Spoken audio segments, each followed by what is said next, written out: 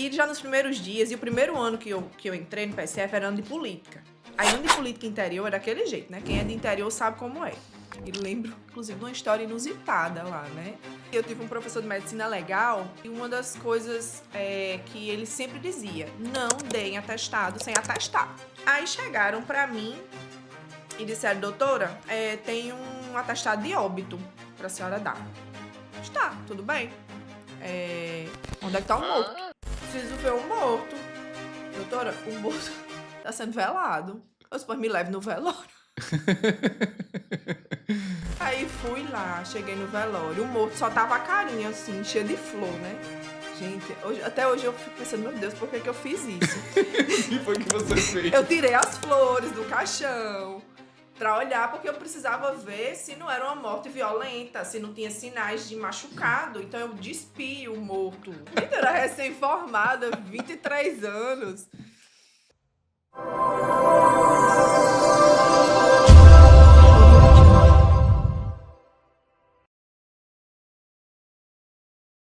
Sejam bem-vindos ao Blue Pro Podcast.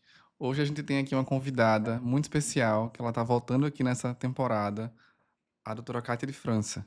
Mas antes a gente vai fazer um acordo. Se você gostar do que você tá vendo aqui, do que você vai ver, se você der muita risada, você vai clicar no botão de curtir. Seja onde você estiver. Existe uma estatística. 43% das pessoas, somente, é o único número de pessoas que curtem esse podcast. Seja no Spotify, seja no YouTube, seja na Amazon Music. Onde você estiver vendo, você vai parar agora e vai deixar o seu like. Doutora Kátia de França, seja bem-vinda. Obrigada, eu que agradeço pelo convite. É uma honra estar aqui de novo nessa segunda temporada do podcast do Blue Pro. E estamos aqui para conversar, falar, rir, chorar, enfim. Vamos lá. Dá muita risada.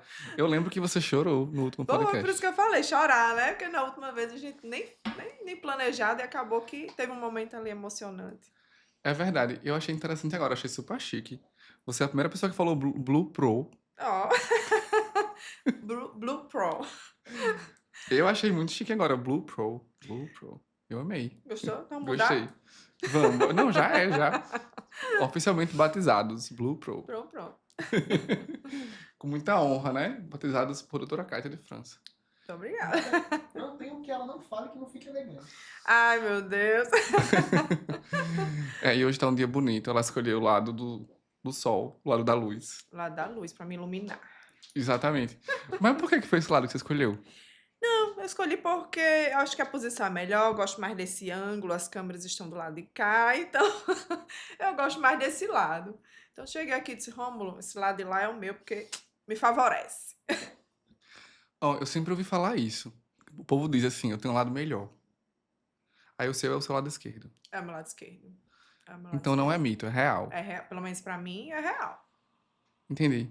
Aí, agora me diga uma coisa, quando você vai tirar selfie, então, Lá de cá. esquerdo. Nas fotos, casamento, peraí, deixa eu ficar aqui. Eu já me posiciono no meu melhor ângulo. E o pior é que tem gente que é do mesmo ângulo, né? Aí fica, não, mas e eu? Não, meu é esse daqui, eu gosto de ficar desse Que é lado. o esquerdo, o seu Meu esquerdo. esquerdo. Engraçado, eu acho o meu esquerdo também mais bonito. Eita, vai ter uma disputa aqui agora. Vai, nas Ímpar. fotos. Eu acho o meu lado esquerdo mais bonito. Acho que muita gente, porque sempre tem as brigas nas fotos. Quando o pessoal diz assim, quando o pessoal fala do nariz, quero ver o nariz, eu já fico assim. Pois é. O lado que é o lado bonito. Vamos, só não sei por quê. Qual é a lógica disso aí, vai? Ei, nova fase. Nova fase. Exatamente. Nova vida. Conta pra gente aí. Então, hoje, quem me acompanha, né, sabe que eu estou na área de transplante capilar, de tricologia, uma área que eu me encontrei, que eu super me identifico. Eu sempre digo que eu nasci dentro do cabelo ali, né, da área de cabelo, meu pai cabeleireiro, quando eu praticamente nasci, ele já atuava na área, né. E aí, agora, né, me encontrei, já faz algum tempo que eu estou trabalhando aí na área, e agora carreira solo, né. Carreira solo, claro que sempre com parcerias, né, com pessoas que fazem a gente crescer, que fazem a gente melhorar, e essa nova etapa é essa, né. É uma carreira solo, mas com parceiros que vão me ajudar aí a caminhar juntos, a crescer juntos e trazer o que há de melhor na área aqui para a cidade de Natal. Quiçá também Rio Grande do Norte, quiçá Nordeste, quiçá Brasil. Exatamente. A gente teve essa conversa, né? Eu falei, Kátia, a sua missão, a sua visão para daqui a 5 anos, para daqui a 10 anos, qual é? Mas a gente vai falar disso já já. Ok. Nessa nova fase, agora, você está atendendo em um novo espaço, né?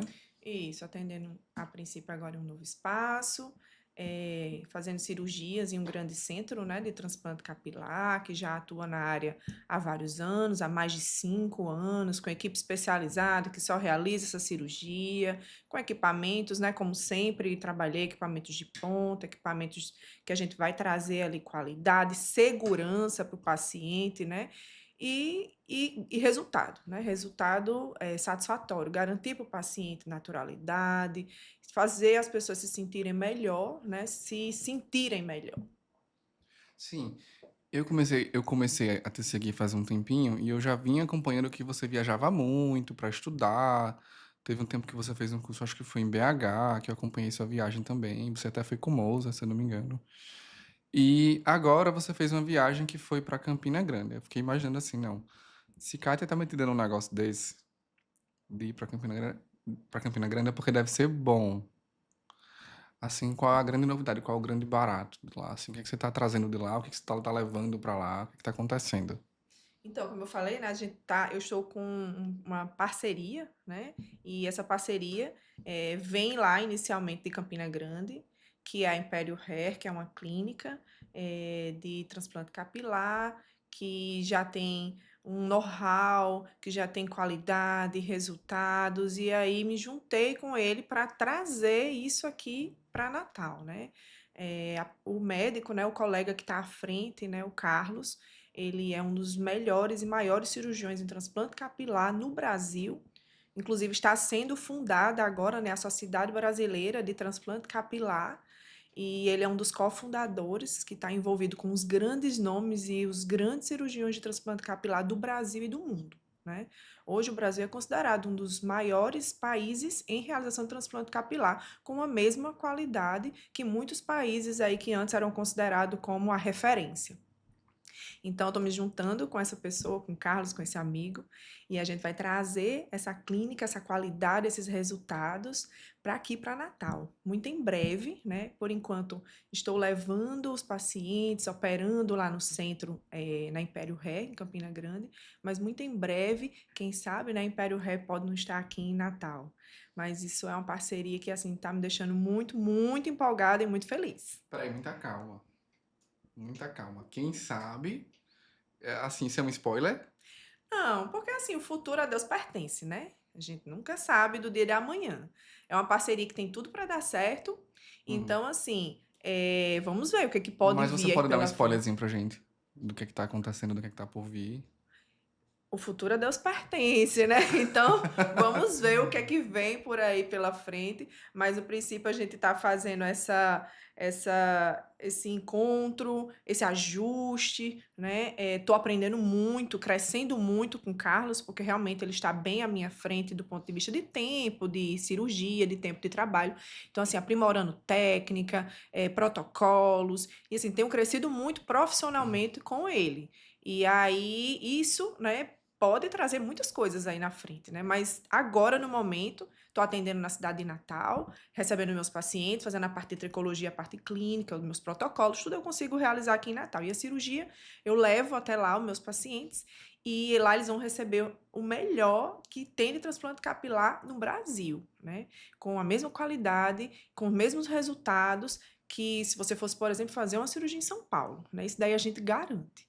E eu estou muito feliz com isso, muito, muito feliz mesmo, com esse crescimento, né, profissional.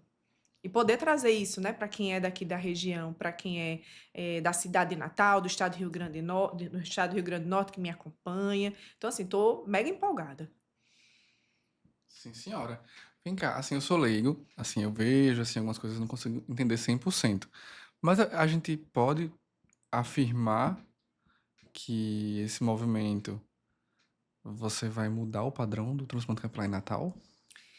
Então, né, Subir, assim, assim, a régua um pouquinho? tem grande chance, né? É a intenção, porque, como eu disse, eu vou estar ali junto de uma pessoa que é um dos melhores do Brasil, né? Que tem cirurgias fantásticas, resultados fantásticos. Tanto é que ele está sendo um dos cofundadores da Sociedade Brasileira, né, de Transplante Capilar. Tá junto ali com os grandes nomes, ele foi convidado para isso. E ali ele tá ali, pegou na minha mão agora e disse: vamos juntos e a gente vai crescer. E aí a gente tá aprimorando, e com certeza Natal tem muito a ganhar, os pacientes, as pessoas de Natal, do Rio Grande do Norte, muito a ganhar com essa parceria. E para quem deseja realizar transplante capilar e outras coisas dentro da área, né, da tricologia, a gente vai estar sim trazendo melhorias aqui para nossa cidade e para o nosso estado. Eu vi que você fez um transplante lá junto com o Carlos, naquele rapaz, acho que era o Cícero, né? Que vocês Isso, postaram. o filho de Dorival Dantas, Exatamente, Cícero Dantas. exatamente. E daí que você fez o transplante lá, junto com o Carlos, sem precisar raspar a cabeça dele. Isso. Você pode falar um pouquinho sobre essa técnica?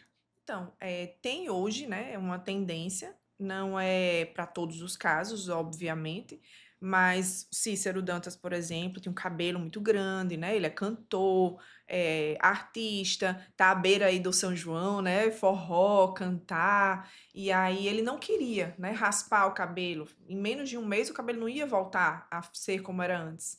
Então a gente fez a técnica long hair, que a gente faz a extração, né, sem a gente precisar raspar, e as pré-incisões, aqueles cortezinhos que a gente faz para a gente colocar o cabelo, né, transplantar o cabelo, sem precisar raspar a região receptora. Então, acabou a cirurgia, no outro dia, soltou o cabelo, é como se ele, exceto a área transplantada, né, que dá para perceber, mas soltou o cabelo é como se nada tivesse acontecido no cabelo dele. E isso a gente pode fazer principalmente em mulheres, né? Nas mulheres a gente não vai raspar o cabelo da mulher para fazer o transplante. E em outras situações individuais, caso a caso, há a possibilidade da gente fazer sem raspar a cabeça, sim. Prós e contras. Então, tempo de cirurgia, né, que aumenta muito, porque dificulta, né, a questão das pré-incisões entre os fios, retirar entre os fios, isso dificulta. Então, assim, a gente também não, pelo tempo, não vai conseguir extrair tantos folículos, assim, tantas unidades foliculares. Então, geralmente a gente vai fazer em áreas menores, calvícies menores, né? Por isso que tem que ser individual e caso a caso a gente avaliar, mas é possível sim.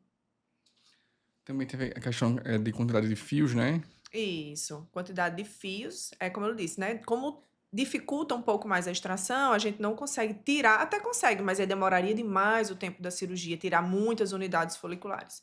Então a gente tira um pouco menos nessa técnica long hair, né? Onde a gente não raspa, e aí a gente faz geralmente ou em mulheres ou em calvícies um pouco menores, em homens com calvícies um pouco menores, como era o caso do Cícero.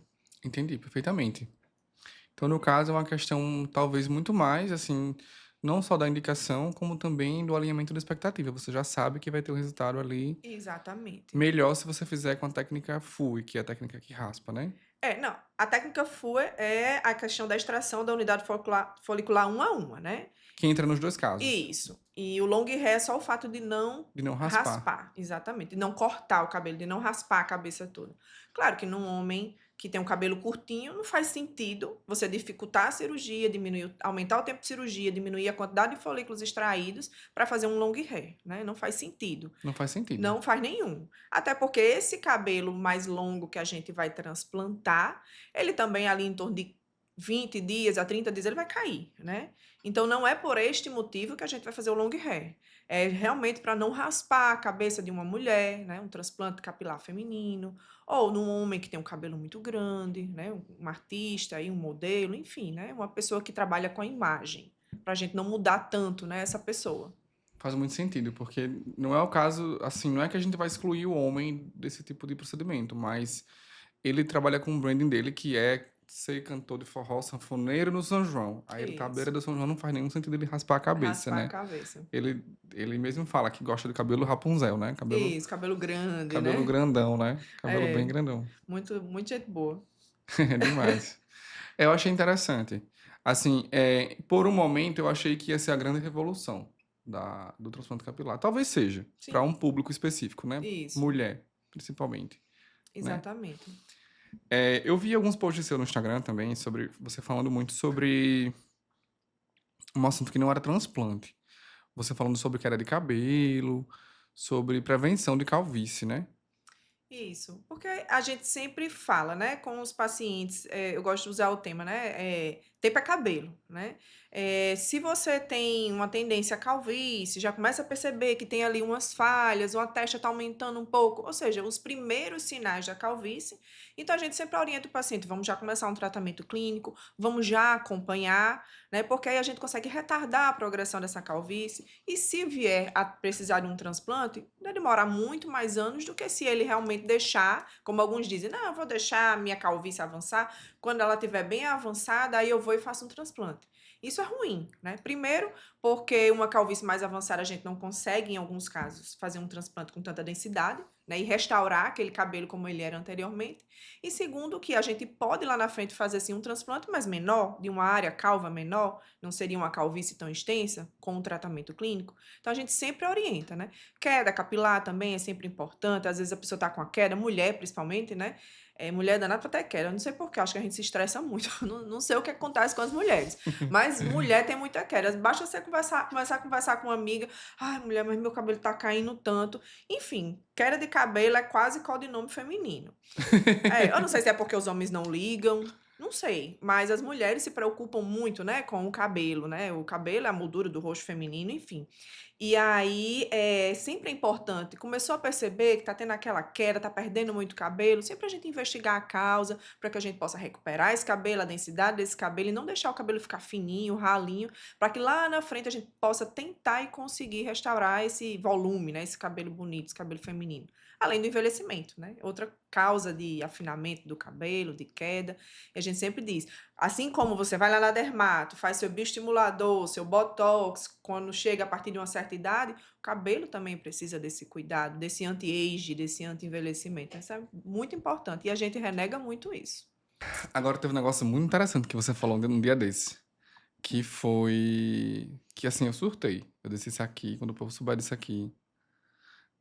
Foi alguma coisa que você falou sobre o cabelo esbranquicer, começou a ficar branquinho e você tem uma solução pra Não isso. é bem uma Algo pra solução. retardar, não entendi. Isso não é bem uma solução, é porque, como eu acabei de dizer, a pele, né, também envelhece e o cabelo também envelhece. Hum. E tem pessoas que têm tendência a ter cabelo branco, uns mais jovens, outros mais velhos. Eu mesmo, acho que com uns 21, 22, comecei já a ver meus primeiros cabelos brancos. Meu marido, com 23 anos, já tinha mais cabelo branco do que muita gente de 60.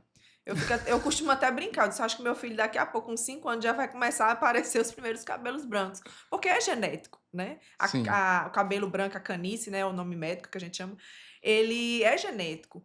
Mas a gente pode tentar intervir de alguma forma e tentar retardar esse aparecimento dos cabelos brancos. Mas como é que é isso, gente? Pelo amor de Deus. Da mesma forma, porque assim, o cabelo branco, ele é um processo do envelhecimento que acontece ao longo de meses, de anos, aliás, desculpa.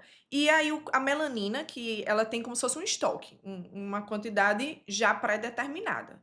E ao longo dos anos e da idade da vida, ele vai gastando até que aquele estoque, entre aspas, de melanina, né, os melanócitos acabam e o cabelo fica branco. Aconteceu, o cabelo ficou branco, não tem mais o que fazer. Então, o que que a gente acontece? Consegue fazer? O estresse, o dia a dia, a alimentação ruim, enfim, acaba com que gaste muito mais rápido essa melanina dos melanócitos, e aí, através de radicais livres, então a gente pode lançar a mão de substâncias antioxidantes que vai combater esses radicais livres e dar uma retardada no surgimento desses cabelos brancos, né? Então, assim, tem homens que não se importam, às vezes tem homem que acha até bonito, né? Acha elegante, acha, né, que Um traz grisalho bonito. traz, sei lá, enfim, sinal de maturidade, alguma coisa assim. As mulheres não, a maioria, pelo menos das mulheres, né, tem pavor. Quando surge aquele primeiro cabelo branco, ah, meu Deus do céu, né? Já vai no cabeleireiro, já vai no salão. Então a gente consegue, com alguns tratamentos, tanto orais quanto injetando no couro cabeludo, usar substâncias que venham a retardar esse aparecimento, esse surgimento dos fios brancos. E isso você já oferece aqui em Natal. ofereço. A gente tem protocolos anti-envelhecimento, anti-age. A gente passa pela aquela avaliação, aquela consulta, a gente vê estilo de vida do paciente, alimentação, faz todo um recordatório, né, relacionado a cabelo, a cuidados do cabelo, e a gente consegue sim, dependendo de cada caso, criar, né, um protocolo, usar substâncias que vão ajudar nesse processo de rejuvenescimento, vamos dizer assim, né? De retardar um pouquinho Isso, ali. de retardar aquela progressão, né, tão rápida de cabelo branco. Porque parece que quando surge um, pronto, Só pra eu entender. Pronto, surgiu aquele um fiozinho branco ali. Aí aquele ali já é branco, já já é era. branco, só tinta, só coloração pra... Mas eu consigo segurar os demais, que ainda E tem a um gente pouquinho. pode, Dá uma exatamente. seguradinha ali uns 10 anos. Aí não tem como a gente dizer. Até porque esse cabelo, ele não fica... Ele é preto e do nada ele fica branco, né? Ele vai perdendo a melanina e ele vai clareando até que ele se torne um fio branco.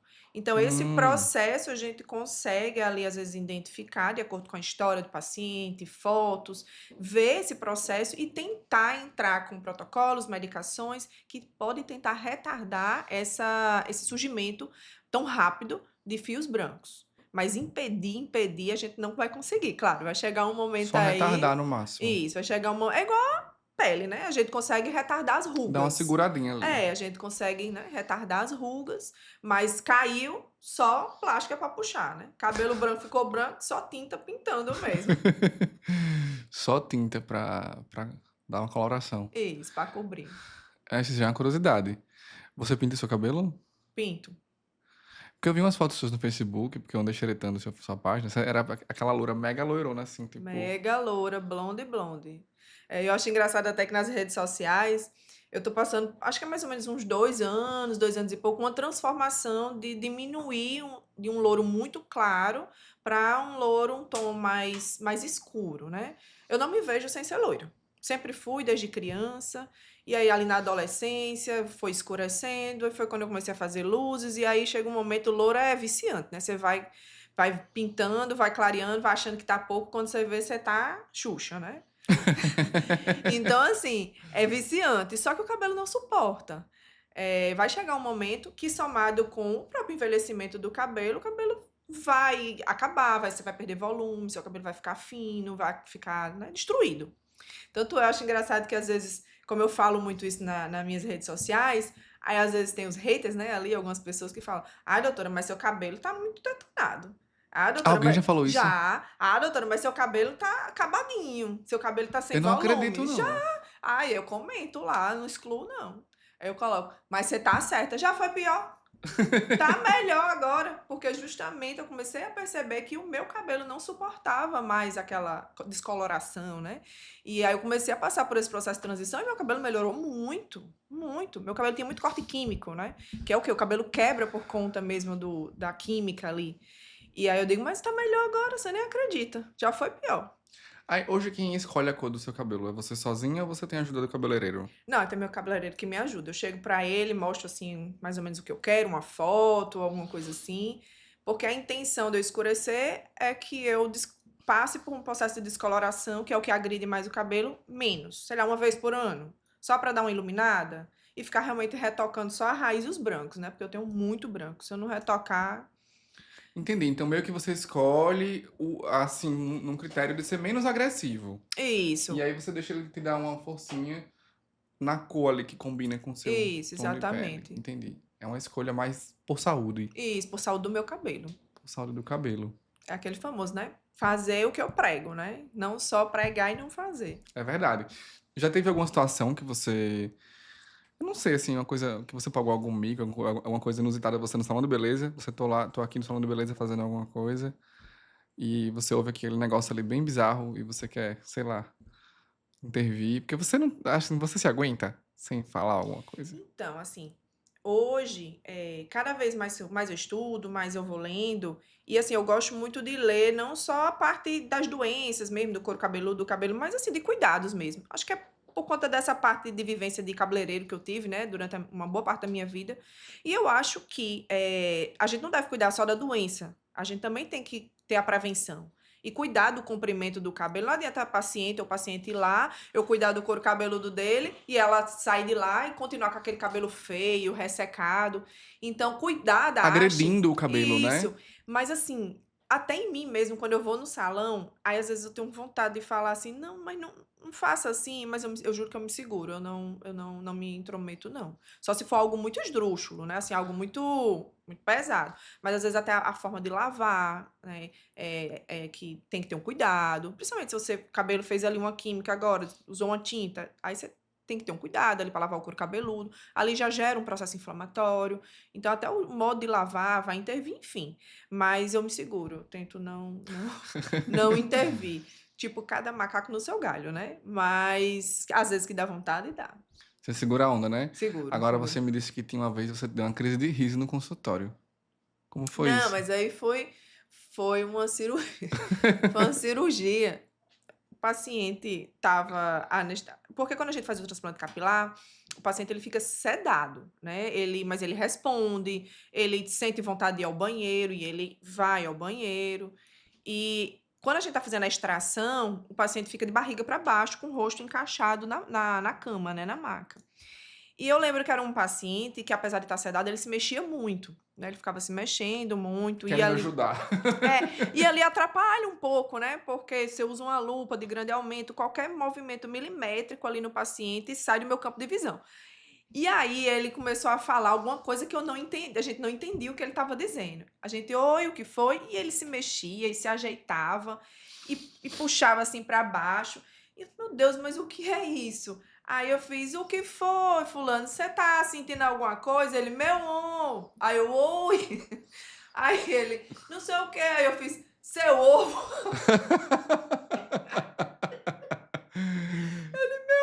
Ombro. Ah, meu Deus do céu. Ainda bem que o paciente fica sedado e ele tem amnésia, ele não lembra, né? Depois do que aconteceu. Mas assim, ninguém aguentou, a gente caiu todo mundo na gargalhada. A equipe inteira. E eu vou agradecer a Deus que o anestésico gera amnésia, né? Porque senão eu acho que no outro dia eu não ia ter coragem nem de olhar pra cara do E paciente. que não era o ovo, né? Porque ninguém ia ousar ir lá ajeitar o ovo do rapaz, né? Não, ele ia ter que ajeitar Ele ia ter que sozinho. se virar sozinho.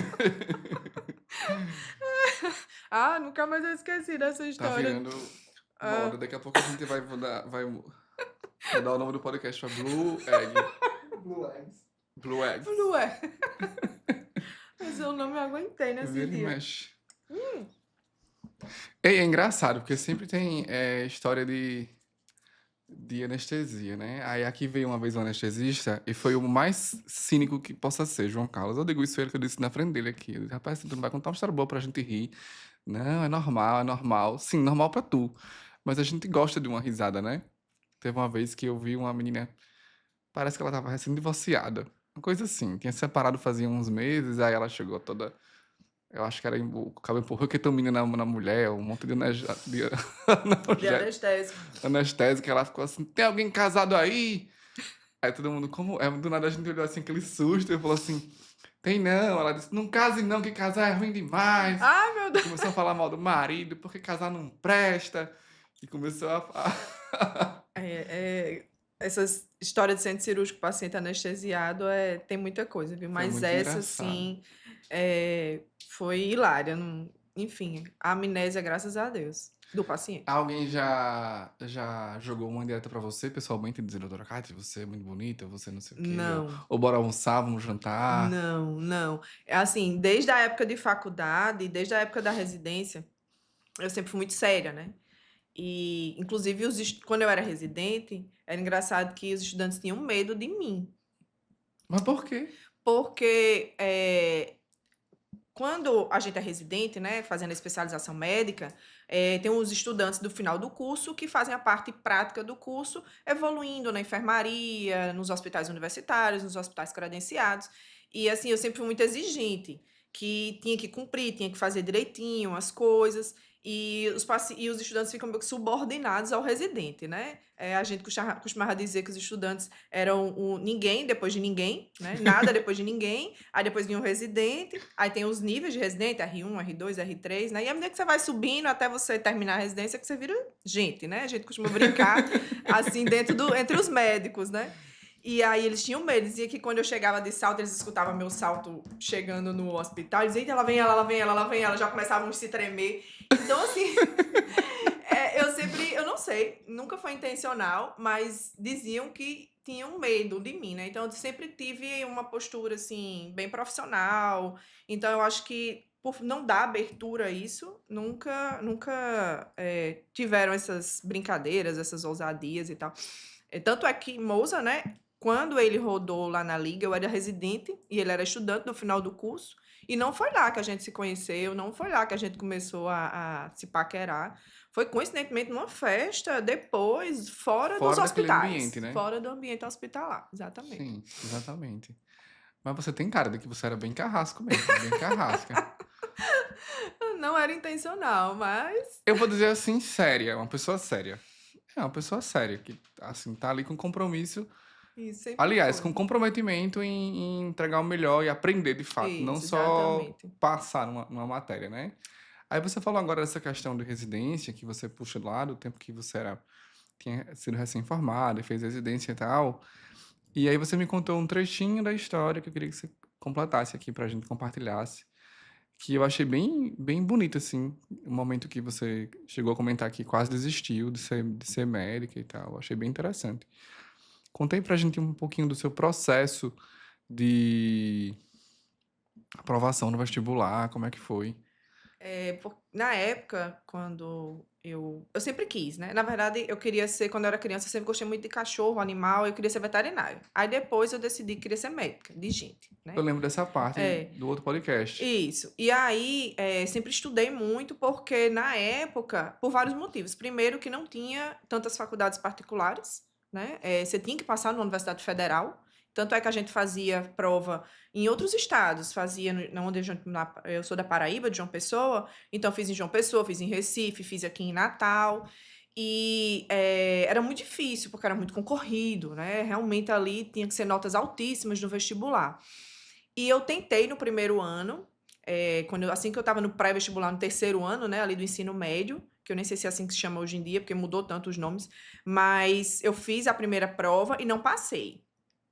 No segundo ano, estudei, fiz cursinho e tudo, e aí tinha até uma amiga, uma das minhas melhores amigas, que também queria medicina, mas também não tinha passado no primeiro ano, e disse: Não, Cátia, eu não vou mais voltar medicina, porque eu não tenho mais cabeça para ter que estudar de novo para o vestibular. Eu vou botar para outra coisa. Aí ela botou para farmácia.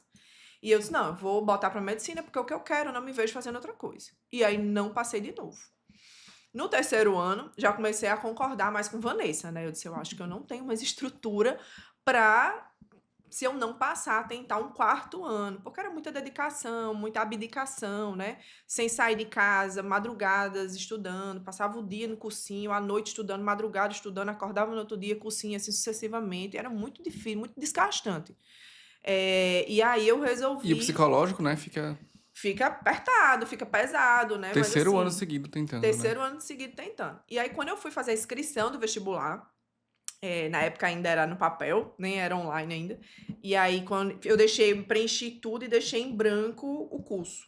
Sim. E aí eu olhei assim, aí eu disse: Não, eu acho que eu não vou botar medicina mais, porque eu não aguento mais fazer Lembrou de outro ano. Vanessa, né? Lembrei de Vanessa, né? Que já estava na faculdade, já era universitária, e eu ainda tentando entrar na universidade. E aí eu ia colocar para odontologia. Aí minha mãe fez: Você vai fazer o quê? Aí eu disse: Não, mãe, eu não vou botar para odonto. Acho que eu não vou botar medicina mais não. Aí minha mãe fez: Mas você quer o quê? Você quer odonto ou quer medicina? Eu disse: Não, eu queria medicina, mas eu não aguento mais, mãe, estudar mais um ano de cursinho. Enfim, essa vida eu não aguento mais. Ela fez: Se você quer medicina, você vai botar medicina. E se você não passar esse ano, você vai tentando que vem de novo. 6, 5, 7, 10 vezes, se Você quer ser preciso médica ou for. não, né? Exatamente. Você quer ser médica ou não? Eu falei: Não, quero. Ela: Então você vai botar medicina. Me dá aqui. Aí ela passou o X. Pronto, tá aqui sua inscrição. E aí eu fiz a prova. É a sua heroína, sua mãe. Exatamente. Maria, minha mãe e meu pai é meus portos seguros, assim, né? E aí eu passei. E aí eu lembro que quando eu fui na Comperv na época, quando pegar o resultado, né? Porque o resultado não era online, como hoje em dia, né? Era aqueles papel na parede, assim, aquele monte de papel que você tem que procurar o seu nome. Quando eu cheguei lá, tinham arrancado os papéis da parede, e aí você tinha que pôr uma gradezinha lá, entregar o documento para o homem procurar o nome. E o homem com a lista lá, e olhava com o meu documento, e balançava a cabeça como que não estivesse encontrando. Eu disse, tá vendo, mãe? Não passei de novo. Aí eu, moço, meu nome é Kátia com C, não é com K não, viu? Olhe direito. E o homem lá Sim. olhando. Até que ele achou lá meu nome e eu tinha passado e graças a Deus estou aqui hoje. Aí só alegria. Só alegria, Maria. E sua mãe, na hora? Vixe, minha mãe... Ela foi com você, né? Fui eu e minha mãe, né? Aí minha mãe tirou um band-aid assim do bolso e tuf na minha testa. Eu disse, mãe, o que é isso? Ela, ninguém vai raspar sua sobrancelha, não. Botou um band-aid aqui. Ela já sabia, né? Acho que era na cabeça dela, minha filha vai passar, né? Ela acreditava mais em mim do que eu mesma. E aí ela botou um band-aid e pronto. Aí a gente saiu de lá super feliz para comemorar com os amigos, família. E foi uma das maiores felicidades da minha vida. É porque nesse tempo o homem raspava a cabeça, né? Raspava a mulher era- cabeça e a mulher, o pessoal cortava, passava gilete na metade da sobrancelha. Pelo amor de Deus. Imagina aí, pegar aqui a sobrancelha e raspar. Nem sei se fazem mais isso hoje em dia. É, também não sei não, tô bem por fora desse meio de estudante. Pois é, mas foi assim, Ave Maria, emocionante. Uma das Você maiores. consegue lembrar quem foi seu primeiro paciente? Não, mas eu lembro o primeiro local que eu trabalhei, né? E lembro, inclusive, de uma história inusitada lá, né? Eu trabalhei num PSF, e aí era tipo 90 quilômetros de João Pessoa.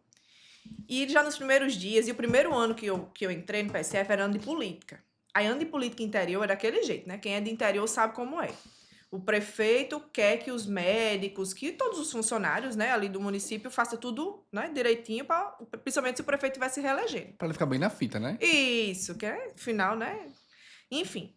Aí eu tava lá, né, no PSF. Aí chegaram pra mim e disseram, doutora, tem um atestado de óbito pra senhora dar.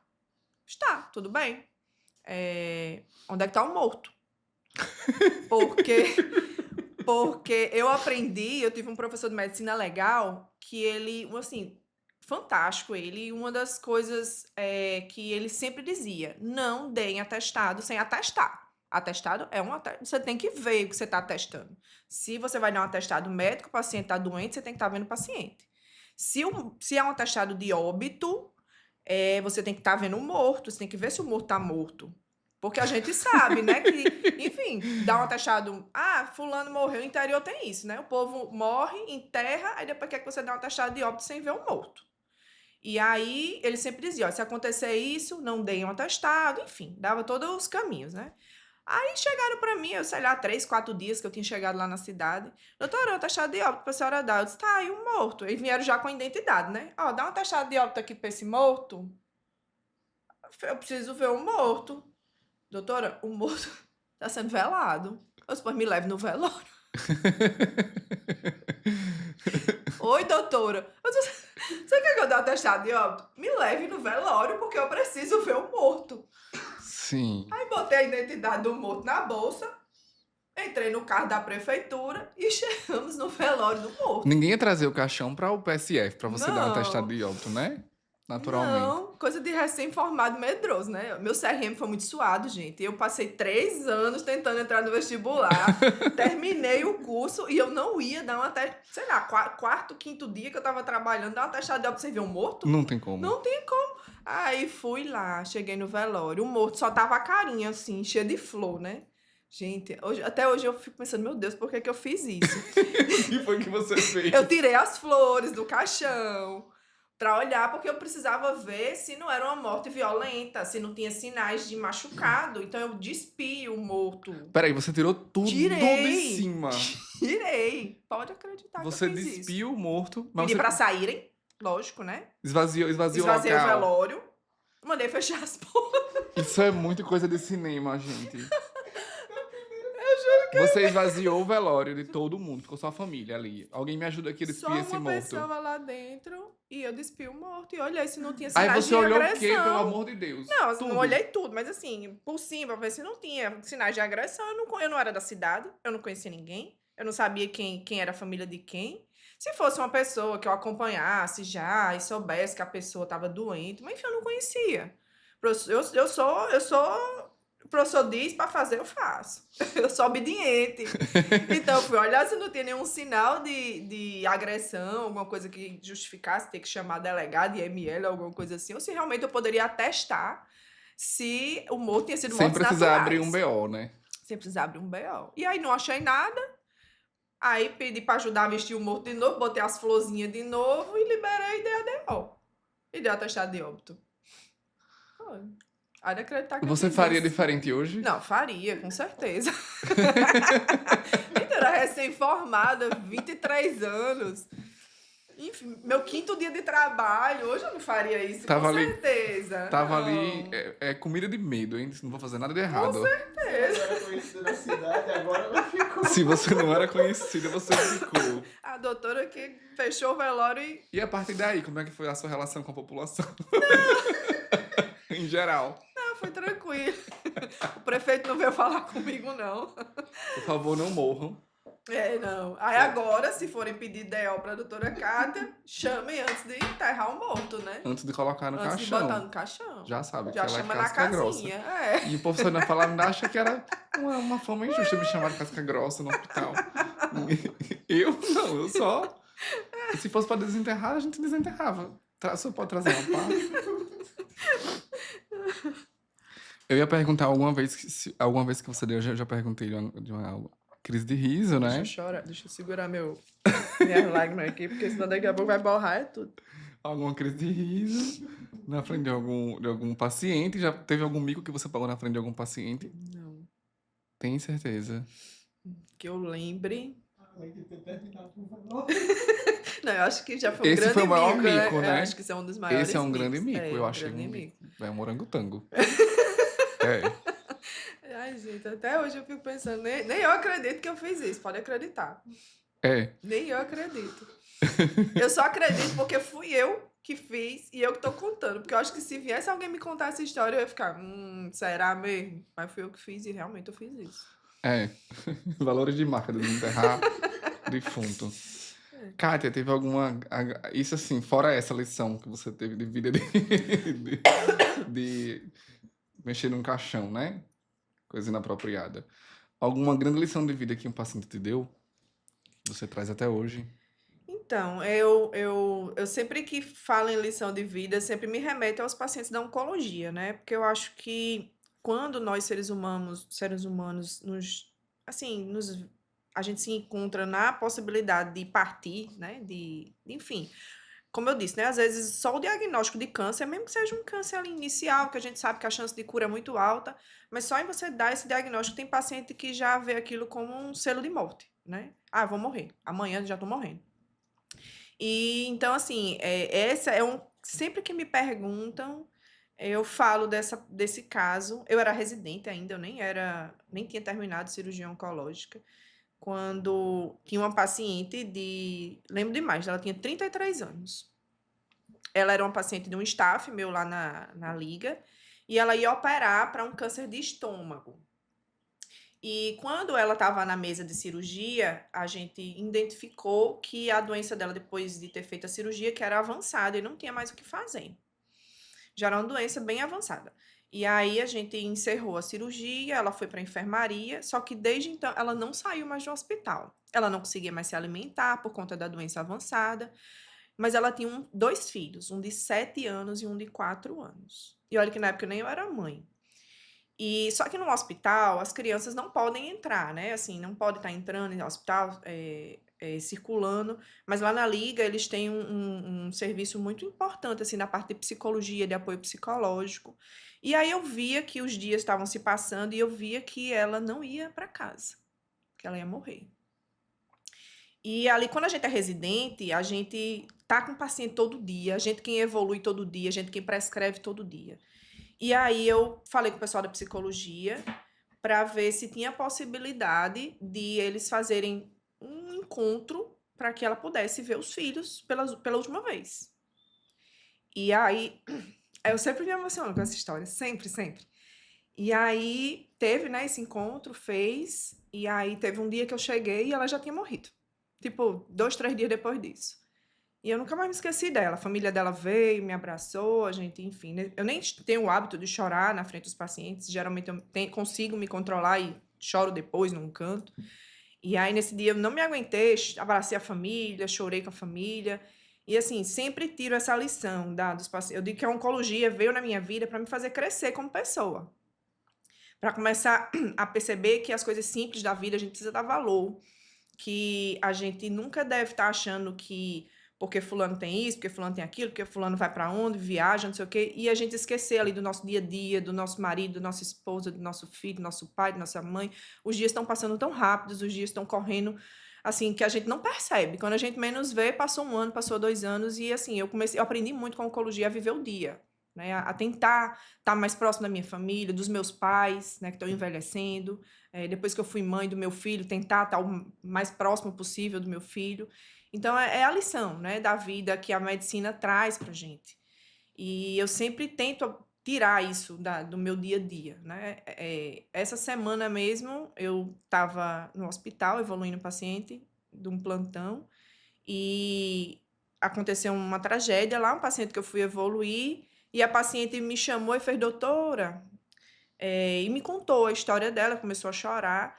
E assim, a gente sempre vê no dia a dia. Isso que eu quero dizer é que no dia a dia a gente vê ali que hoje você tá com a pessoa e amanhã você pode não estar. Né? Não só pelo câncer, mas às vezes um acidente. Enfim, então é que a gente tem que dar valor. Valor a quem está do nosso lado, né? Esquecer um pouco, né? Às vezes as redes sociais, né? Às vezes a gente fica tão ali no mundo virtual e esquece do mundo real. Então eu acho que o que eu tiro do meu dia a dia como médica, com os pacientes, com as pessoas, é valorizar quem está do seu lado. O contato humano, né? E você falou em redes sociais, ainda vou além. Você tocou num assunto no começo que eu fiquei me lembrando agora, que eu fiquei preso ali. Você falou em relação porque fulano tem isso, fulano tem aquilo. Porque às vezes a gente busca muito isso, o material, né? Material. E a gente esquece um pouquinho da conexão com o ser humano. Exatamente. Com a família, né? Com as pessoas. Enfim, né? Saber dar valor ao humano, né? Ao ser humano que está ali do seu lado, no dia a dia, né? Às vezes a gente vai deitar e fica ali no celular. Hoje em dia a gente trabalha muito no celular, né? Às vezes não é não só por questão de diversão, de rede social, mas a gente faz tudo hoje em dia no Você resolve celular. coisas, né? Pelo celular. Resolve problemas, né? Resolve coisas no celular. Às vezes a gente se pega ali à noite resolvendo coisas no celular e quando você vê, tá ali, seu filho já foi dormir, seu marido tá do seu lado também no celular. E aí as pessoas não interagem e os dias vão passando, e quando você menos vê, tá um monte de gente estranha dentro de casa, que mal se falam e que se conecta com o mundo virtual, mas não se conecta com o mundo real, né? Então eu tento muito isso lá em casa, a gente se policiar nesse sentido, porque é difícil hoje em dia. Eu vi alguém dizendo uma vez que no leito de morte ninguém lembra do que não comprou ou do que não vendeu, lembra de relações com pessoas, né? Ah, eu queria Pessoas. ter tido mais tempo com minha mãe, queria pedir perdão para fulano. Você já chegou a presenciar você já deve ter dado inúmeros atestados de óbito na sua vida, né? Como médica. Mas você já chegou a presenciar um momento exato, assim, de passagem?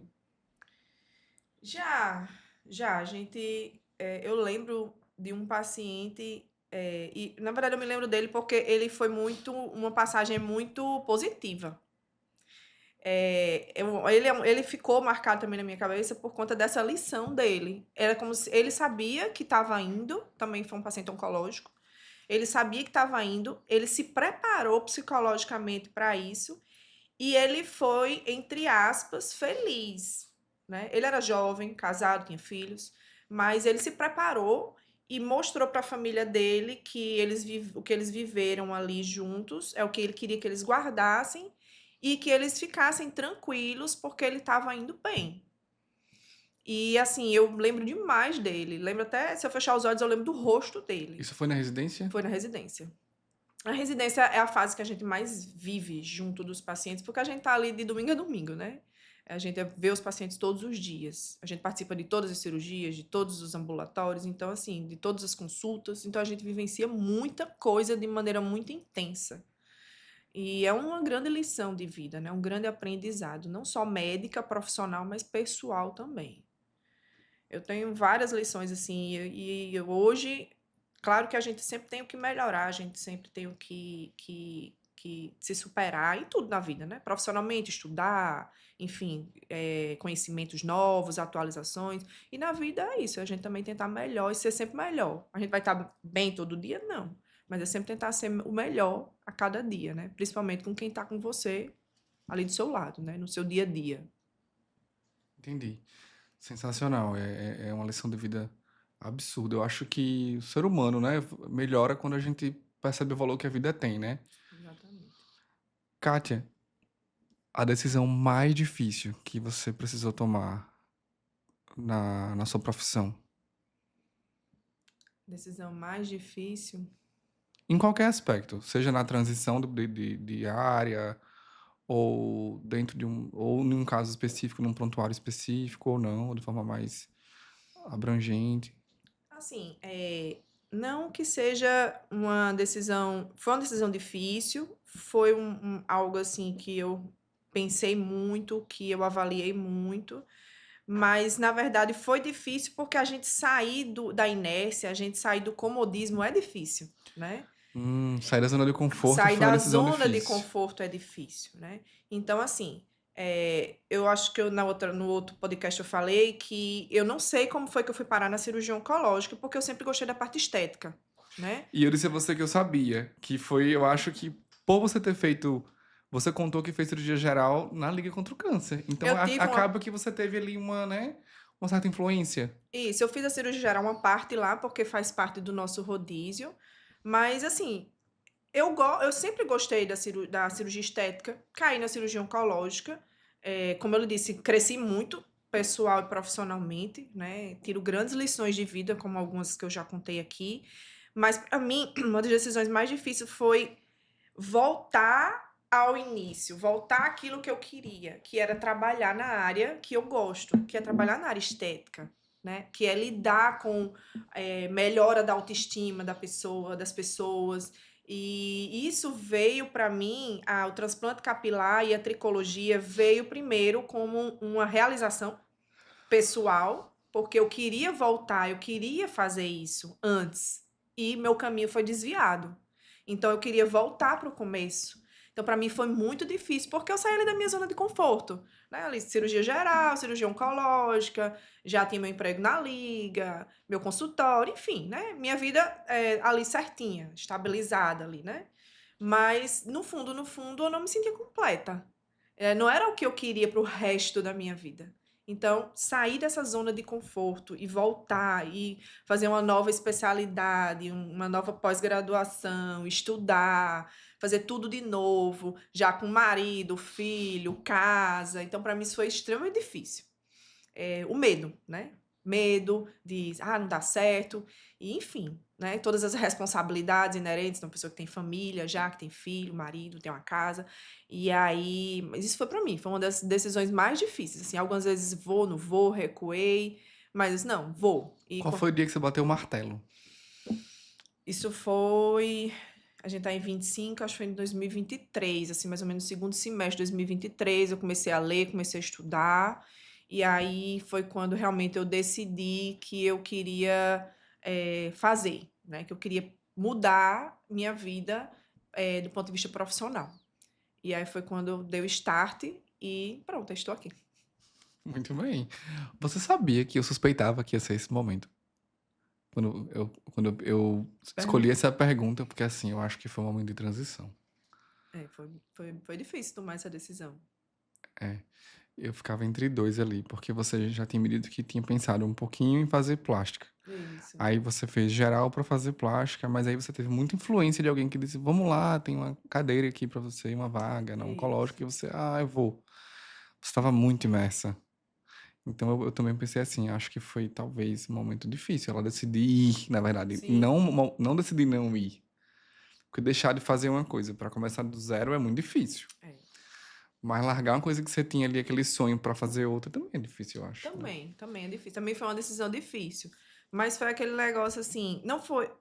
Foi e não foi, porque eu tinha a possibilidade de, tipo, eu tava ali, terminei cirurgia geral, Não, vou fazer isso daqui, se eu não me identificar, se eu não gostar, E você estava numa eu zona de volto. conforto, você estava Isso, ali num ambiente que você já estava familiarizada, já há exatamente. alguns anos ali fazendo a mesma coisa, e você estava ali, já conheço todo mundo, conheço a Se não der rotina. certo, eu volto ano que vem, tento cirurgia plástica, não sei o que, acabei, gostei ali, né? E, enfim, fiquei, mas realmente depois, com o passar dos anos, eu vi que ainda faltava aquilo, assim, não tava me sentindo completa profissionalmente falando. E aí foi quando. Aí, pra mim, depois que você tem toda uma responsabilidade, tem casa, família, filho, enfim, todas aquelas coisas, tá estável ali, né? Todos os seus empregos ali, tudo direitinho. E você abrir mão daquilo pra recomeçar, aí pra mim foi bem difícil. Daqui, eu vejo uma mulher muito forte, certo? Mas a gente sabe que você é humana, e eu vou fazer uma pergunta pra cutucar você agora. Qual foi a maior mentira que você já contou pra não parecer fraca? A maior mentira. Vigi, me pegou, hein? Eu sei que segurar o choro você deve ter segurado inúmeras vezes. Já, Centenas de vezes. já. Quando você perguntou isso, assim, nem é algo tão. Mas eu me lembro que, como eu gostava muito de cirurgia plástica, por muitos anos eu acompanhei alguns cirurgiões plásticos. E tinha um que eu acompanhava ele, auxiliando ele nas cirurgias. E eu lembro que eu já acompanhava ele há algum tempo e eu comecei a fazer ele começou a fazer uma lipo. E eu comecei a auxiliar ele numa lipo. E acho que você já acompanhou várias, né? Porque você já E você acompanhou. estava numa residência de cirurgia geral. Não, eu tinha terminado medicina, mas eu não tinha feito ainda a residência. Sim. E aí eu comecei a auxiliar, só enquanto eu entrava na residência, estava estudando. E aí eu lembro que ele estava fazendo uma cirurgia, já tinha feito a mama, já tinha feito a abdominoplastia, e aí ele começou a fazer a lipo. E eu comecei a escutar aquele barulhinho, né, da cânula. O Ali. chupa-chupa. É. Aí já tinha umas 4 horas de cirurgia. E aí eu comecei a querer desmaiar, né? Aquele olhar assim, começar a querer cair para trás. E eu lá, não posso admitir que eu quero ser cirurgiã plástica, que eu vou desmaiar no final da cirurgia. Vamos lá, vamos continuar. E eu lá, né? Auxiliando. E ele falhando, falhando. Quando eu via que não tinha jeito, que eu ia cair. Aí eu gritei, eu disse, eu vou desmaiar. Aí ele, corre! Aí alguém me segurou e eu desmaiei. Então, assim, pra mim, na verdade, isso foi uma das minhas maiores vergonhas. Profissional. Desmaiar numa cirurgia. Mas você era recém-formada também. Formada. Mas, assim, pra muitos, né, isso é uma besteira, não sei o quê. Mas pra mim, na época, né, que eu tava ali, querendo ser a cirurgiã, nem cirurgiã era ainda, nem tinha entrado na residência ainda. Pra mim, desmaiar numa cirurgia ali, pra mim, foi a maior vergonha da Qual minha vida. o seu diagnóstico desse dia? Era hipoglicemia mesmo Era ou você fome, era fome mesmo? Não era medo de sangue, não. Não, tava Era com fome, fome. tava com fome. Hipoglicemia mesmo, eu acho. Tava ali, Foi. Aí juntou com sangue, barulho, coisa estranha rasgando ali, juntou tudo. aí, buf, desmaiei. Mas também foi a única vez na minha vida que eu desmaiei com cirurgia. Acho que foi o batizado, como dizem. Foi o Foi o batizado. batizado. Pronto, o que poderia acontecer de pior já aconteceu. Já Ela deu uma aconteceu. biloura aqui no meio da cirurgia. Agora foi. Doutora, você está do lado da doença ou do lado do paciente? Escolha. Você já ouviu isso? Não. Já ouvi muita coisa, mas isso daí não. Interessante. Assim, é interessante, eu achei inusitado. É aquela coisa, né?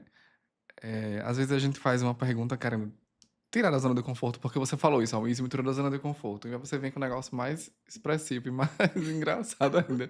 Eu não consigo imaginar você dando uma biloura no meio de uma cirurgia. Quando eu fui pra minha primeira cirurgia assistir, era uma cirurgia de nariz. Era um otorrino. Tava fazendo a cirurgia de nariz. Aí era. E imposto não era na liga. Lá na policlínica, né? Lá eu acaba fazendo. Parecia umas agulhas de crochê, assim, um negócio tão delicado que eu fiquei procurando sangue e não tinha sangue. Não tinha negócio plástica de nariz. O trauma é esse aqui, 5 centímetros, né? No corpo humano. Mas eu fiquei no canto da parede, lá na porta, assim, pronto pra correr. Já procurando onde era a saída. Procurei extintor de incêndio. Nossa. Procurei tudo que fosse de pedir socorro, né? Um botão de pedir socorro. Ligar pros bombeiros fazer alguma coisa. É, pro leigo, né, que não tá acostumado, aquele ambiente é assustador às vezes, né? Totalmente insalubre, eu É, achava. o paciente, imagina então o paciente ali, né? O que a gente eu sempre peço para ter o cuidado, né? Esse cuidado com o paciente ali, porque se para a gente que trabalha ali, se para você que estava ali, né, para acompanhar, para fazer uma filmagem, enfim, é difícil, imagine para o paciente, né? Que é uma outra coisa que a gente precisa se ter esse cuidado, né? De ser humano, se colocar no lugar.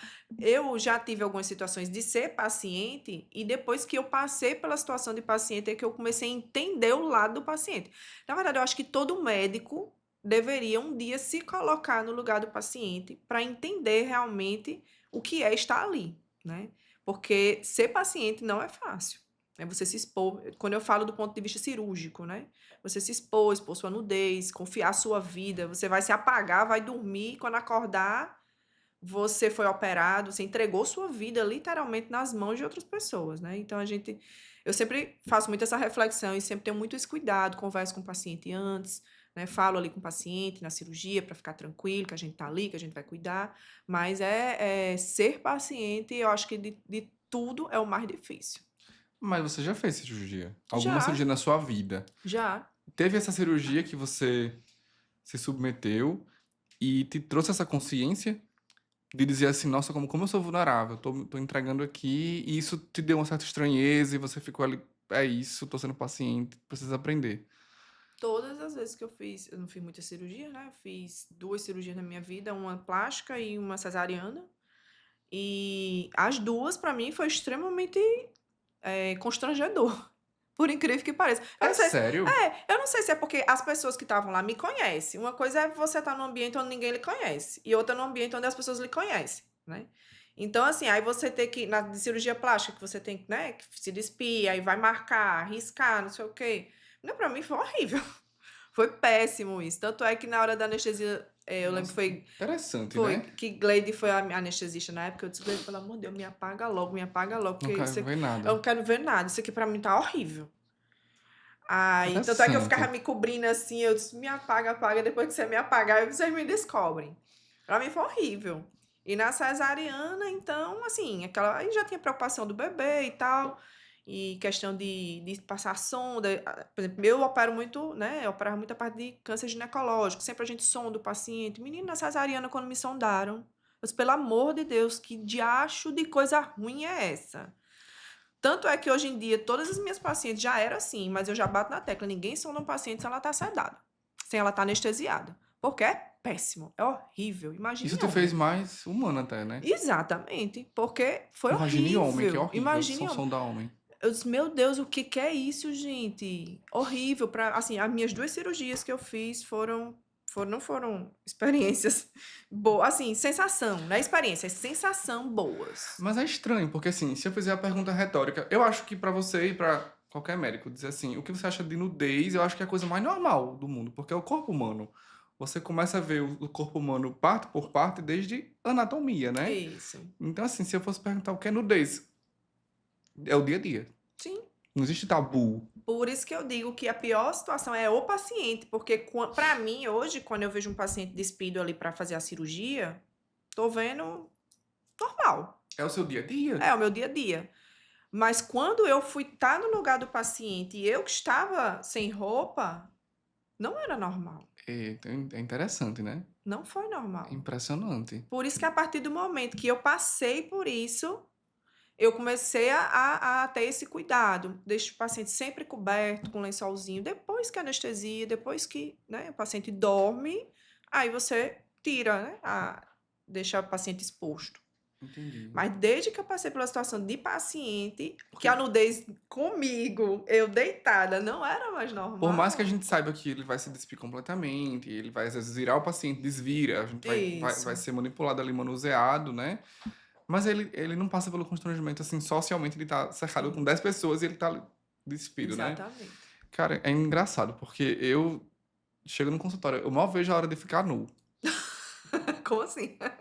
Em que sentido? Eu confio tanto no profissional médico que quando eu falo de nudez, eu falo não só de nudez física, tirar a roupa, mas tipo assim, eu não nego nada, não escondo doença de médico. Tipo aquela coisa assim, ah, você come doce, você come não sei o quê, ah, você bebe, eu digo, bebi tal dia. Tipo assim, se a gente não se despir de tudo, Sim. não só de nudez, mas também de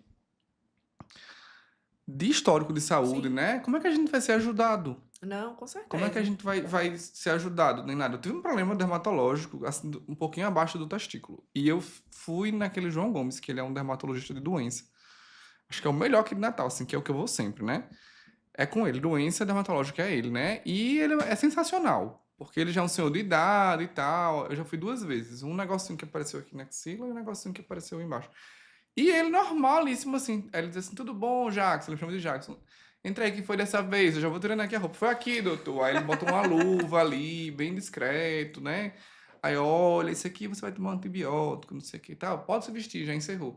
Em 1 minutinho, ele examina, a consulta dura 2 minutos. 1 minuto ele olhou, 1 minuto ele me dispensou. Pronto. Mas é isso mesmo, assim, para nós médicos é normal. E eu acho que, então, é por isso que eu disse, assim, pra mim também, se eu não fizer isso, eu não confio na consulta também. Assim, é aquela coisa. Como é que eu vou descrever, né? É. Ah, teve um caso também engraçado, agora o podcast tá virando sobre mim, viu? É, que eu tinha feito uma cirurgia urológica. E aí, eu não tinha acontecido nada, mas a gente é leigo, né? Ai, meu Deus do céu, vou morrer, vou perder o pinto, não sei o quê. Aí liguei pro meu médico, né? E agora aconteceu isso, tá saindo sangue, não sei o quê, uma gotinha de sangue.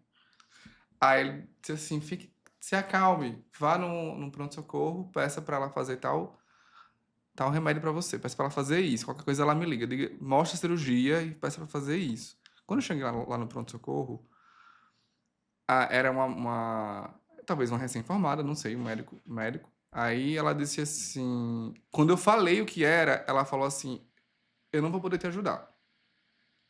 A gente tem um urologista de plantão e ele vai te examinar. E ela já me dispensou e passou para outro médico. Pronto.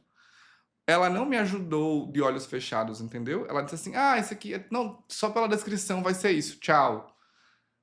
Eu achei que teria sido mais irresponsável. Então eu Sim, achei que eu gostei assim dessa postura de dizer assim, não, eu não consigo te ajudar, porque isso é muito especializado. É igual você quebrar um osso e um clínico geral e te ajudar. te Ele vai ajudar, dizer, não, que tal a gente ir para um ortopedista, né? Isso, Então ele vai dizer, a gente vai pro médico de osso, remendar osso. Tipo verdade. isso. Mas é isso que eu tô... É porque, na verdade, a nudez é um tabu para muita gente, né? Então, depois que eu me coloquei e estive realmente no lugar do paciente, tem paciente que, como você, não vai sentir a vergonha, né? É. Mas a grande maioria tem aquele, né, aquele temor, aquele tabu ali. Então, eu adotei isso. Depois que eu me senti mal nesse sentido. Então, Mas tem que eu ter esse sei, cuidado. mas eu enxergo isso aí que você está falando, e assim, de um nível que até se o paciente tiver vestido, pronto, você vai fazer uma cirurgia de transplante capilar. E eu vou lá fazer a cobertura, eu vou lá filmar e tal, ou vou entrevistar o paciente, coletar um storytelling legal, conhecer o paciente. Eu tento, doutora, nunca ficar de frente encarando o paciente, nunca. Por mais que ele esteja vestido, ou com um robezinho e tal. Eu fico meio assim de lado, tudo bem, isso aqui anota assim. Porque às vezes o fato de você encarar a pessoa já Já intimida. intimida, exatamente. Aí imagine se é uma mulher, e se ela tiver despida. E aqui eu não. É que eu me sinto no canto da parede virado pra cá, e ela tá lá, o médico desenhando lá, e eu virado contra, sabe? Ou de costas, eu fico ali no cantinho. Não, pode vir, meu filho, eu não tenho vergonha, não. Eu digo, não, eu sei que a senhora não tem vergonha. Mas eu vou precisar escrever, aí eu vou ficar aqui nessa mesinha aqui, eu dou um L, né? Ó, o que eu preciso escrever. Aí eu vou ficar aqui escrevendo. Eu baixo a cabeça ali, finjo que não tô naquele ambiente e fico fazendo pergunta olhando pra baixo.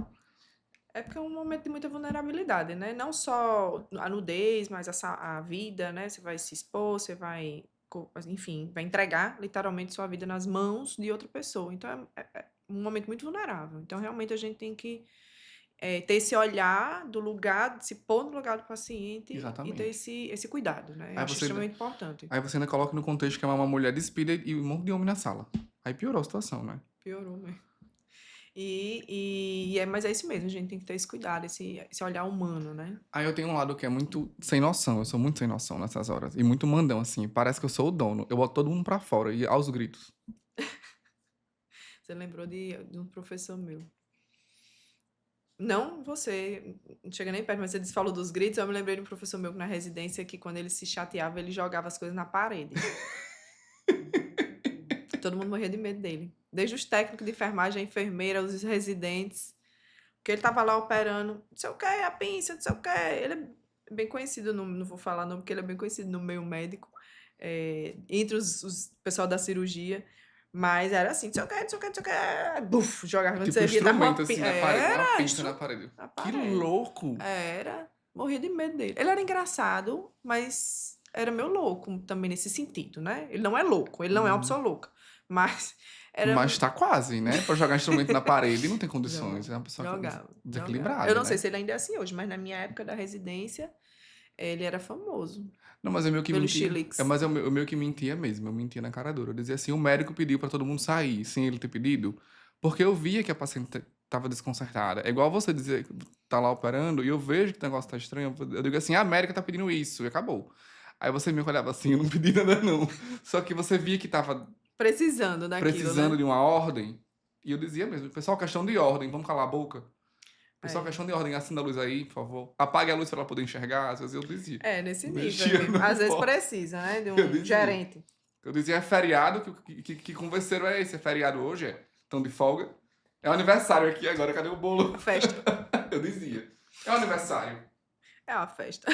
Desse jeito. Mas às vezes acontece. Eu dizia. Ó, a gente tá. A gente já tá ultrapassando um pouquinho nosso tempo. E eu queria fazer umas perguntinhas a você ainda mais pessoais ainda, Vixe, assim. Maria. É, coisas bobas, assim, que a gente tem curiosidade de saber. Eu acho que quem é da sua audiência, eu que sou seu fã, que sigo sua página até hoje, acompanho tudo, tenho vontade de saber. E a gente pode fazer em forma de bate-bola, para ir um pouquinho mais rápido. E se você quiser se prolongar, você escolhe um tema aí para se prolongar. Cor favorita? Rosa. Um lugar no mundo. Um lugar no mundo, minha casa. Minha família ali dentro. Perfeito. Uma comida que você não vive sem. Comida que eu não vivo sem ovo. Ovo é tudo, né? E uma comida que você odeia. Que eu não gosto.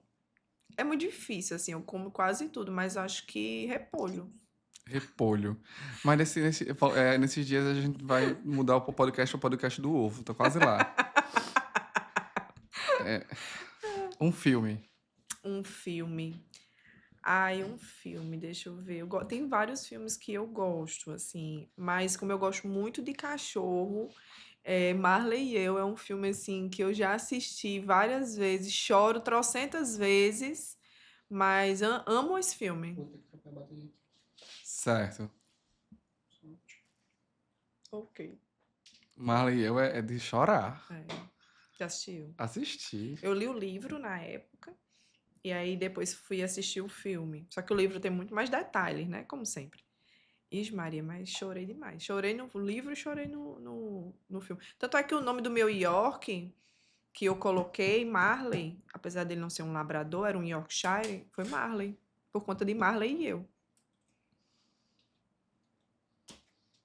E hoje você tem a Aloha, você não tem o York. Então o York já se foi. Fez agora 3 anos em fevereiro. Nossa, tá recente, né? Meu negão, chamar ele negão. Marley. Ele foi minha primeira companhia quando eu me mudei para Natal. Quando eu passei na residência aqui em Natal, vim morar só, né? E aí, lembro demais, eu comprei ele, acho que tava uma semana morando aqui. Comprei ele bem pequenininho, um filhotinho. E engraçada a história dele é que eu fui num pet shop, primeiro que eu vi assim na rua, era até ali no Alexandrino. E aí ele era pequenininho, mas já tem uns 3 meses, que 3 meses para cachorro de pet shop já é velho. Que ninguém queria comprar ele porque ele tava com várias falhas de pelo, bem feinho. Aí eu perguntei à moça, aí eu fiz, mas por que que ele tá assim? Não, é só uma alergiazinha que ele tá, mas a veterinária já viu, já tá cuidando, a gente dá um desconto nele se a senhora quiser levar. Aí eu fui lá olhar ele, aí ele lambeu meu dedo, tão feinho ele. Aí eu pensei, se eu não comprar, ninguém vai comprar ele. E eu não sei qual vai ser o destino dele. Aí eu disse, eu compro. Aí comprei. Aí Marley, bem pequenininho, minha mãe e meus pais chegaram lá em casa para me visitar uma semana depois, aí fez Que é isso, Kátia? Você é louca. Você tá morando aqui sozinha, vai fazer residência, passar um dia no hospital e você comprou esse cachorro. Quem vai ficar com esse cachorro? Eu disse, pai, mas eu precisava comprar ele porque ele é tão feinho que quem ia comprar ele? Eu precisava comprar ele. Porque senão ele não ia ter pra onde ir, sei lá, se eles iam jogar ele na rua. Aí comprei Marley. Aí, enfim, levei ele na veterinária e depois eu descobri uma dermatologista, de dermatologia de cachorro, que eu não sabia nem quem era, eu não era daqui, doutora Romeica. Amo doutora Romeica. Levei. Aí, na verdade, ele tinha uma piodermite severa. Elas nunca viam uma piodermite tão severa num cachorro tão novo. Enfim, a gente tratou. Ele ficou lindo. O pelo dele cresceu. Ficou um dos Yorkshire mais lindos que eu já vi na vida. Olha, E aí ele fenomenal. viveu comigo 14 anos. Fantástico. E era bem durinho, só porque ele desenvolveu uma doença do carrapato, que eu não sei como foi que ele pegou. Mas enfim, aí não resistiu, a gente tratou, mas aí coisa de 6 meses depois ele veio a falecer. Mas já idoso, né? Foi. Já estava bem idosinho, Já, já. já, meu filho já convivia com ele, já brincava com ele, sofreu com a perda dele, mas ele foi meu companheiro por muitos anos aqui em Natal, morando sozinha. Era Uau. Marley e eu, Literalmente o nome do filme, né? literalmente. Filme Marley e eu. E um livro. Um livro. Ai, um livro. Não sei se eu lembro de algum livro que me marcou, assim. Acho que eu já li tantos livros, não história, da minha vida que. Ixi, agora você me pegou, Rômulo. Não sei. Um livro hoje na sua cabeceira, tem algum? Minha cabeceira tem muito de educação infantil. Como criar filhos na era digital. Ah, Como criar. interessante. Pais de menino. Hoje na minha cabeceira o livro que tem é livro de educação infantil. De como criar filho hoje em dia, que tá difícil. E uma série que você maratonou? Vixe Maria, isso daí tem muitas. Top 1. Eu sempre gostei de filme de terror, né? Então, gostei muito de Van Helsing. Que por sinal, o Moza assistiu comigo, não sei como, porque ele não gosta de filme de terror, ele não gosta de susto, ele não gosta de suspense. Mas as séries que a gente maratona muito é ficção científica, histórias de, enfim, bruxas, castelos. Meio que É fantasia. fantasia, isso, tava tentando lembrar o nome. Fantasia. E, assim, só teve uma que a gente assistiu, que foi sobre histórica, vamos dizer assim, sobre os turcos, a formação da Turquia, enfim, que foi bem interessante. Foram 888 episódios, foi quase um ano que a gente Não, assistiu. gente. Sangue de Cristo tem poder. Já não Foi uma quero saber novela nem da qual é o nome. Globo. Foi uma novela da Não quero saber Globo. nem qual é o nome. Mas a gente gostou Vai que eu queira tanto. ver. O guerreiro otomano Ertugrul. Você não queria saber, mas eu disse. Não, a gente quer saber. É brincadeira. E a gente maratonou, assim, a gente assistia demais, demais mesmo. Aí eram 6 temporadas, quando chegou na 6ª temporada, o Netflix cancelou.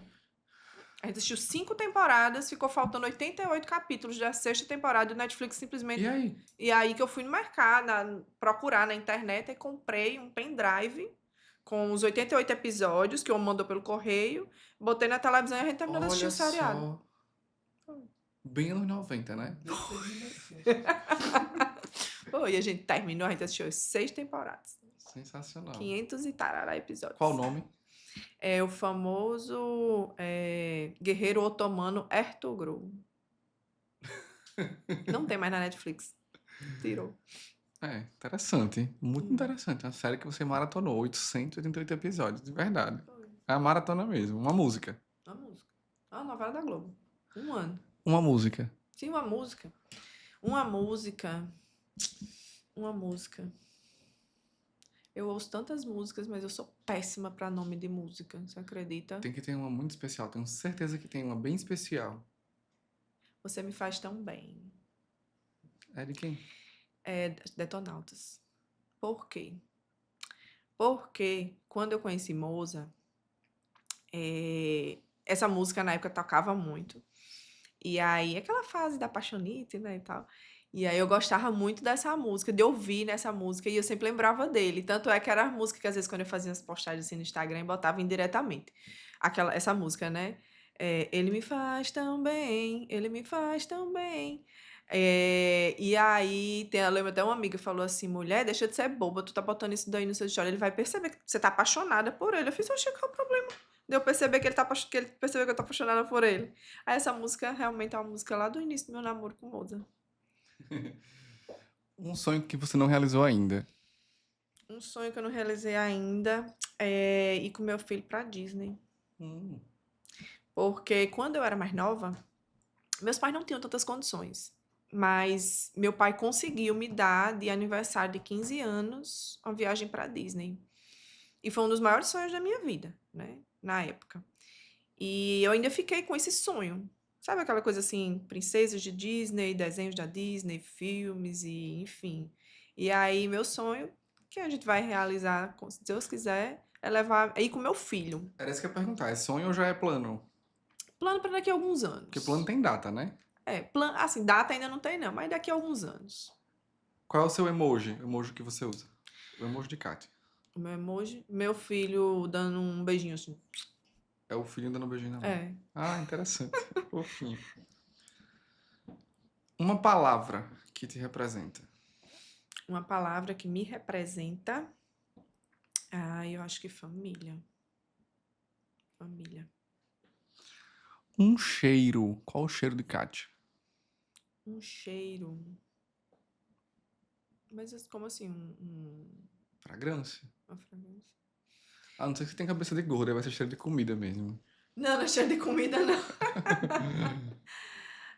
Eu acho que hoje em dia, acho que o cheiro do cabelinho, assim, do meu filho, que eu chego em casa e dou um cheirinho. O cheirinho do cabelinho dele é tão bom. Ai, meu Deus do céu, que bom.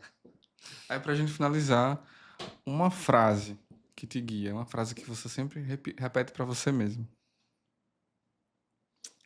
É uma frase, assim, que pra mim é importantíssima e acho que já deu pra perceber que família rege muito minha pessoa, né? Então, assim, que família é tudo pra mim. A minha família, meus pais, em primeiro lugar ali, né? Família é tudo. Meu marido, meu filho, que estão ali sempre comigo, que são meu, meu equilíbrio, né? Por eles, pode estar do lado de fora, ruim o que for, difícil como for, mas se eles estiverem bem, eles são meu ponto de equilíbrio. Minha família é tudo. Perfeito. É isso. Que bom, Kátia, que você veio mais uma vez trazer pra gente esse exemplo, né? Assim, de que adianta a gente conquistar o mundo lá fora se a gente não tivesse valores familiares, né? Se a gente não tivesse essa, essa base, Sim, né? É igual uma casa sem alicerce. Não verdade. tem como se sustentar, né? Não tem, Uma não tem. carreira, uma profissão. Não Não- tem, porque assim, a vida não é fácil, né? Vida fácil é a dos outros. Você olha assim, a vida de fulano é muito fácil, porque fulano faz isso, fulano isso, fulano aquilo. Mas assim, a vida de ninguém é fácil, né?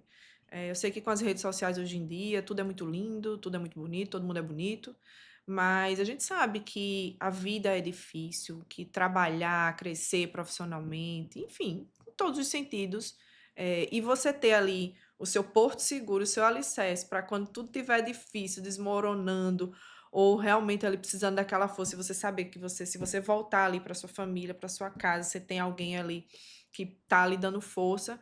Recentemente mesmo passei por algumas coisas na minha vida e assim, meu marido é que chegou para mim assim e quase me sacudiu assim e foi ele quem me fez seguir em frente, né? Então, assim, talvez se ele não tivesse feito isso, talvez eu não tivesse tomado certas decisões, talvez eu não tivesse tomado outros caminhos, mas ele chegou ali, me deu aquela sacudida, me fez ver o meu verdadeiro valor e me fez realmente tomar decisão, e mudar, né. Então, assim, quando eu falo família é tudo, é em todos os sentidos, né. É na felicidade, é no almoço, é na brincadeira, mas também nos momentos difíceis, né, que tá ali para realmente lhe acudir e lhe mostrar que você tem seu valor, que você pode, que você tem capacidade e que, principalmente, estão ali do seu lado para, caso você achar que não, dar aquele empurrão e ajudar, né. Então, por isso que para mim, desde pequena, sempre tive isso do meu pai e da minha mãe. Sou filha única, Então, assim, não sei se por isso sempre a gente foi muito próximo. E aí, pra mim, família é tudo. Tudo mesmo. Tanto é que eu falo com meu pai e com minha mãe praticamente todo dia. Se eu não falar, parece que tá faltando alguma coisa.